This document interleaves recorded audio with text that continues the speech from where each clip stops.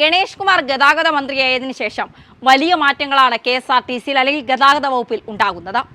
അദ്ദേഹം പറയുന്ന രീതിയിൽ നിലപാടുകൾ എടുക്കുന്ന രീതിയിലൊക്കെ മുന്നോട്ട് പോയാൽ KSRTC രക്ഷപ്പെടുമെന്നുള്ള കാര്യത്തിൽ സംശയം വേണ്ട.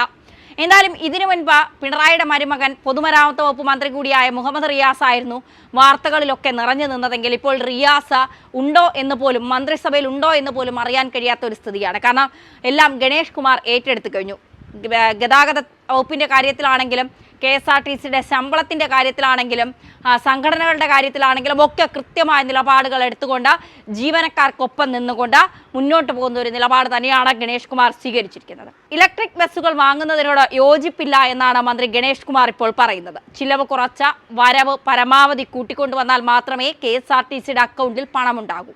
ചിലവ് കുറയ്ക്കുന്നതിൻ്റെ ഭാഗമായി KSRTCയുടെ അനാവശ്യ റൂട്ടുകൾ നിർത്തുകയും ചില റൂട്ടുകൾ പരിഷ്കരിക്കുകയും ചെയ്യും. ഓരോ ബസ്സിൻ്റെയും കോസ്റ്റ് അക്കൗണ്ടിംഗ് നടത്തിയാകും ഇതെന്നും മന്ത്രി പറഞ്ഞു.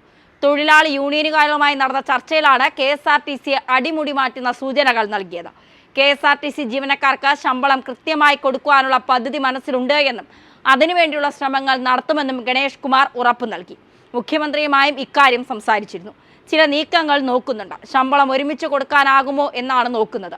ഇലക്ട്രിക് ബസ്സുകൾ വിജയകരമായി ഇതുവരെ തെളിയിക്കപ്പെട്ടിട്ടില്ല. KSRTC ഏറ്റവും കൂടുതൽ ഓടുന്നത് റെയിൽവേ സൗകര്യമില്ലാത്ത മലയോര മേഖലകളിലാണ്.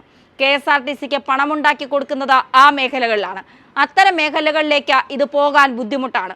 മിക്കവാറും ഇലക്ട്രിക് ബസ്സിൽ ആളില്ല. 10 രൂപ നിരക്കിലാണ് ബസ് ഓടുന്നത്. 100 പേർക്ക് കയറാൻ ഇതിൽ സൗകര്യമില്ല. 100 പേർ കയറിയാൽ തന്നെ 10 രൂപ വെച്ച എത്ര രൂപ കിട്ടും? 1000 രൂപ. അതിന് കറണ്ട് ചാർജ് എത്ര രൂപ വേണം? ഡ്രൈവർക്ക് ശമ്പളം എത്ര വേണം? കിലോമീറ്ററിന് 28 പൈസ വെച്ച് KSRTC സ്വിഫ്റ്റിന് കൊടുക്കണം. 100 കിലോമീറ്റർ ഓടുമ്പോഴേ എത്ര രൂപ മിച്ചമുണ്ടെന്നാണ് മന്ത്രി ചോദിച്ചത്. മന്ത്രി നയം വ്യക്തമാക്കിയതോടെ കൊട്ടിയാഘോഷിച്ചും കോടികൾ പൊടിപൊടിച്ചും റോഡിലിറങ്ങിയ ഇലക്ട്രിക് ബസ്സുകൾ അകാല ചരമം പ്രാപിച്ചേക്കുമെന്നാണ് സൂചന. മന്ത്രിയുടെ വിലയിരുത്തലുകൾ ശരിയാണ് എങ്കിൽ ഇലക്ട്രിക് ബസ്സുകൾ വാങ്ങിക്കൂട്ടിയവർ പ്രതിക്കൂട്ടിലാകും. ഇതിനായി മുൻകൈയെടുത്ത ചില ഉന്നത ഉദ്യോഗസ്ഥരുടെ നീക്കത്തിലെ ഉദ്ദേശശുദ്ധിയെക്കുറിച്ച് നേരത്തെ തന്നെ റിപ്പോർട്ടും വന്നിരുന്നു. KSRTC ബസ്സുകളുടെ ലൊക്കേഷൻ അറിയാൻ വെയർ ഈസ് മൈ KSRTC എന്നൊരു മൊബൈൽ ആപ്പ് വികസിപ്പിക്കുമെന്നും മന്ത്രി പറഞ്ഞു. ബസ്സുകളുടെ GPS സേവനത്തെ ഏകോപിപ്പിക്കാൻ തിരുവനന്തപുരത്ത് കൺട്രോൾ റൂം തുടങ്ങും. KSRTCയുമായി ബന്ധപ്പെട്ട എല്ലാ കാര്യങ്ങളും കേന്ദ്രീകരിക്കാൻ കഴിയുന്ന തരത്തിലുള്ള സോഫ്റ്റ്വെയറും കൊണ്ടുവരും. KSRTC പമ്പുകൾ ലാഭത്തിലാണ് പോകുന്നത്.